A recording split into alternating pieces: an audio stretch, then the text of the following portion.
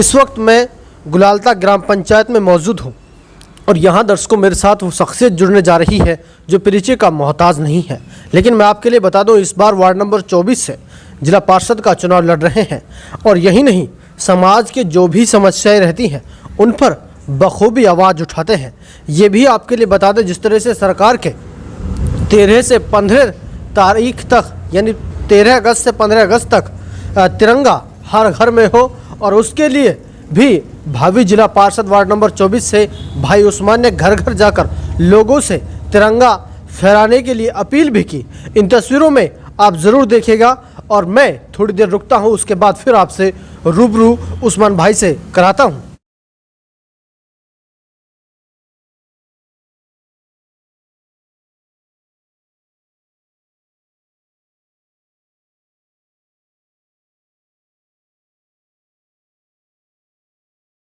तो मेरे साथ मेवात की शख्सियत और गुलालता ग्राम पंचायत से जिला पार्षद वार्ड नंबर 24 से उम्मीदवार भाई उस्मान जुड़ चुके हैं। उनसे बातचीत करता हूं विस्तार पूर्वक कि किस मन से जिला पार्षद का चुनाव लड़ रहे हैं और क्या जनता का समर्थन है। जनाब, बहुत स्वागत करता हूं आपका बहुत स्वागत। बहुत अच्छा लगा जनाब, हमने उस दिन आपकी जो तिरंगा यात्रा देखी, तो क्या कहेंगे, कैसे मन बना लोगों की सेवा करने की यात्रा? देखिए, ऐसा है कि जो ये तिरंगा यात्रा है, ये तो हमारा हक है कि भाई हम इस देश के बाशिंदा हैं और हमें खुशी भी इस चीज़ की है कि भाई हम हिंदुस्तान के नागरिक हैं। इसमें कोई शक शुबा वाली नहीं है। और मुसलमान हैं जहाँ तक भी हैं, और भी जो कौमें हैं, सारे ही अपने जो तिरंगा यात्रा का जो सिस्टम है इसको सबने ही बखूबी निभाया है। और हमने तो घर घर जाकर अपील भी की है कि भाई अपनी अपनी गाड़ियों पे भी झंडा लगाएं और अपने घरों पे भी झंडा लगाएं, जैसे हमारे प्रधानमंत्री जी ने अपील की थी, और उसी के हिसाब से सब लोगों ने किया है। और माशाल्लाह हम जिस जिस गांव में गए हैं सब लोगों ने बहुत हमारा सहयोग किया है और हमारा साथ भी दिया है। तो जनाब, जानना चाहेंगे जिला पार्षद की अगर जनता जानना चाहे आप क्यों लड़ रहे हैं? देखिए, ऐसा है कि हमने यहाँ काफ़ी देखा है कि यहाँ जो सिस्टम है, लोग परेशान हैं, किसी का काम नहीं हो पाता है। किसी का अगर बिजली का ट्रांसफार्मर फूक गया तो कम से कम 20 से 22 हज़ार रुपये उसको देने पड़ते हैं। उसके बाद भी कम से कम उसको 10 दिन चक्कर लगाने पड़ते हैं। किसी का अगर खंबे से अगर कोई तार टूट गया, उसके लिए भी वो बातें करते करते यानी वो परेशान हो जाते हैं। कोई उनका सुनने वाला नहीं है, कोई अधिकारी का पता नहीं चलता किस अधिकारी से वो बात करें और वो ना करें।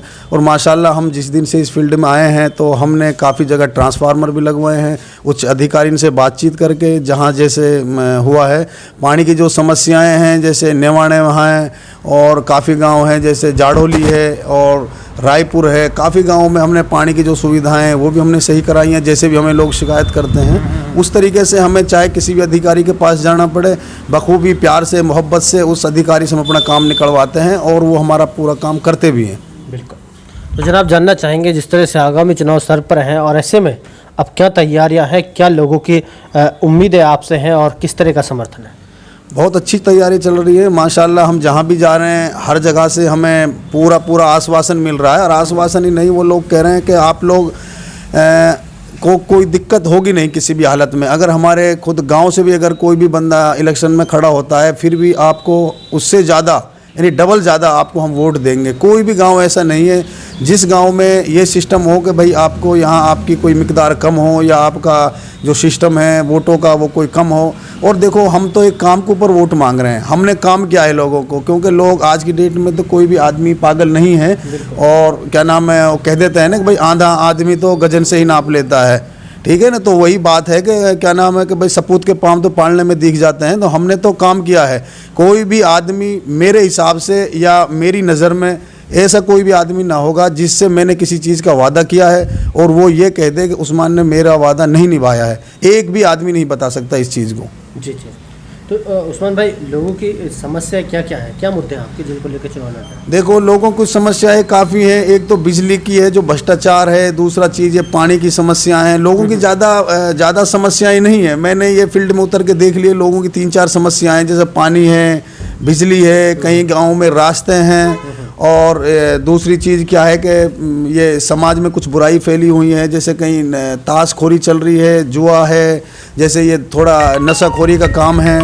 और कुछ इसी तरीके की लोगों की समस्या नहीं, ज़्यादा गाँव में समस्या मुझे दिखी नहीं कि भाई कोई इनका तो मेन तो पानी, रास्ता और क्या नाम है लाइट, यही ज़्यादा सबसे, और ये सबसे एक ज़रूरी जो चीज़ है वो हमारे जो स्कूल हैं सरकारी, उनकी कोई देखभाल करने वाला नहीं है। जो कि लोगों को ये भी पता होना चाहिए कि भाई जो सरकारी स्कूल हैं उनमें जो टीचर्स हैं उनको जो सैलरी आती है वो कहाँ से आती है। सबको पता है कि भाई हम अगर कपड़ा खरीदते हैं तो हमारे कपड़े के ऊपर टैक्स लगता है, जो कि आम आदमी हर कोई खरीदता है। उसी के पैसों से टीचरों की तनख्वाह दी जाती है। गवर्नमेंट उसको इकट्ठा करती है, उसके बाद फिर उनको सैलरी प्रोवाइड करती है गवर्नमेंट। बाकी हमारे गांव के जो मुखिया हैं, जो सरपंच हैं, जो आम नागरिक हैं, यानी जो समझदार हैं, जो पढ़े लिखे तबके से आते हैं, उनका इतना फ़र्ज़ तो बनता है हर गांव में कि वो स्कूल की एक बार महीने में अगर देखभाल कर ले तो प्राइवेट स्कूल में बच्चों को भेजने की ज़रूरत नहीं होगी उनको। बिल्कुल जनाब, क्या वजह मानते हैं कि रास्तों की हालत और गांव लोगों की जो समस्याएं हैं वो जस के तस हैं? क्या मानते हैं कि अब तक जो रहे हैं रहनुमा उन्होंने विकास नहीं किया या चाहा ही नहीं जनता का? ये क्या लगता है आपको, क्या है? देखो ऐसा है कि ये जो गांव के जो हिसाब किताब है वो ये है कि भाई जो विकास नहीं हुआ है, देखो ऐसा नहीं है कि मान लो अगर कोई सरपंच काम नहीं करा रहा है, अगर मुझ में हिम्मत है तो मैं उस काम को करा सकता हूँ। बाकी बात क्या है कि गांव में थोड़ा सिस्टम एक ये भी है कि मान ले मैं अगर किसी काम को कर रहा हूँ तो दूसरा वाला ये सोचता है कि यार ये इसको काम को कैसे कर रहा है। यानी अगर कोई काम करता है तो उसमें वो लोग अड़चन लगाते हैं। अगर मान लो किसी नेता के पास कोई जाए या एमएलए के पास अपनी बात रखे तो रखने वाला कोई नहीं है। एमएलए के पास कोई जाने वाला नहीं है, ना उनके पास किसी अधिकारी के पास कोई जाने वाला है। अगर दो चार आदमी कोई अकलमंद है गांव में या जिस तरीके से क्योंकि गांव में सारे ही लोग तो खैर उस माइंड के नहीं होते, हर तरीके के आदमी होते हैं, वो अपने आप को बड़ा समझते हैं या अपनी नीचपन समझते हैं इस चीज़ में।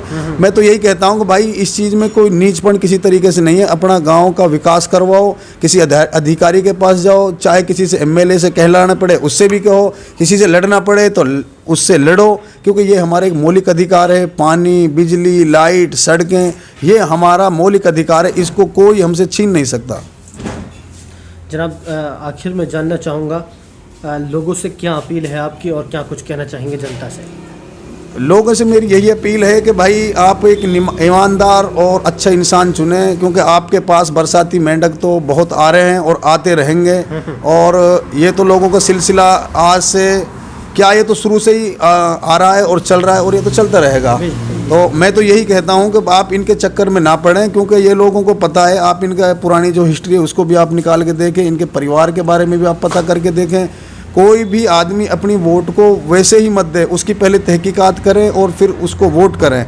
अगर कोई आदमी किसी आदमी को वोट देता है और अगर उसने वो गलत काम किया तो वो भी उसका बराबर का हकदार है गुनाह का। बेशक, हाँ बिल्कुल। और कुछ कहना चाहेंगे जनता से, वार्ड नंबर 24 की जनता जो आपको देख रही है? मेरा यही कहना है कि भाई अपने सोच समझ के अपनी वोट